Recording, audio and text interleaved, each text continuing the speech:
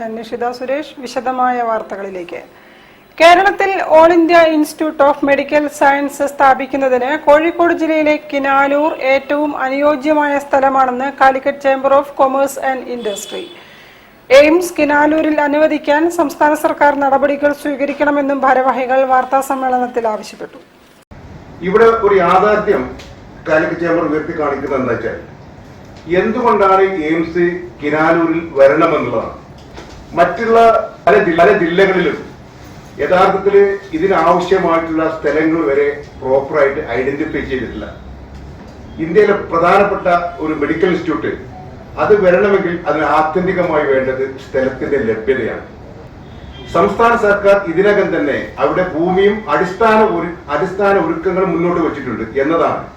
കിനാലൂരിൽ മാത്രമാണ് 200 ഏക്കർ ഭൂമി കണ്ടെത്തി കേന്ദ്രത്തെ അറിയിച്ചതും 150 ഏക്കർ KSIDC ഭൂമി ആരോഗ്യവകുപ്പിന് കൈമാറുകയും ചെയ്തു. ഇത്രയും മുന്നോട്ട് കൊണ്ടുപോയ ഒരു സ്ഥലം വേറെ ഒന്നുമില്ല. അതേപോലെ ഇത് 250 ഏക്കർ വരെ ലഭ്യമാക്കുന്ന സാഹചര്യമാണ് ഇന്ന് കിനാലൂരുള്ളത്. ഇങ്ങനൊരു സാഹചര്യം ഒരു ജില്ലകളിലും ഇല്ല എന്നുള്ളത് തന്നെയാണ്.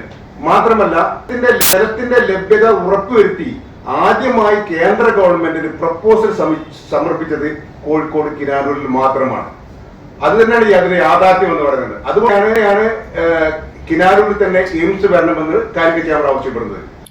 എയിംസ് പദ്ധതിക്കായി കേരള സർക്കാർ ഏറ്റവും കൂടുതൽ മുന്നൊരുക്കങ്ങൾ നടത്തിയിരിക്കുന്നത് കിനാലൂരിലാണെന്ന് ചേംബർ ഭാരവാഹികൾ വാർത്താ സമ്മേളനത്തിൽ അറിയിച്ചു.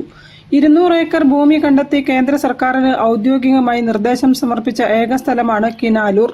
ഇതിൽ 150 ഏക്കർ KSIDCയുടെ ഭൂമി ആരോഗ്യ വകുപ്പിന് കൈമാറിയിട്ടുണ്ടെന്നും ഭാവി വികസനത്തിനായി 250 ഏക്കർ വരെ അധിക ഭൂമി ലഭ്യമാക്കാൻ കഴിയുമെന്നും ചേംബർ പ്രസിഡന്റ് AP അബ്ദുള്ളക്കുട്ടി വ്യക്തമാക്കി.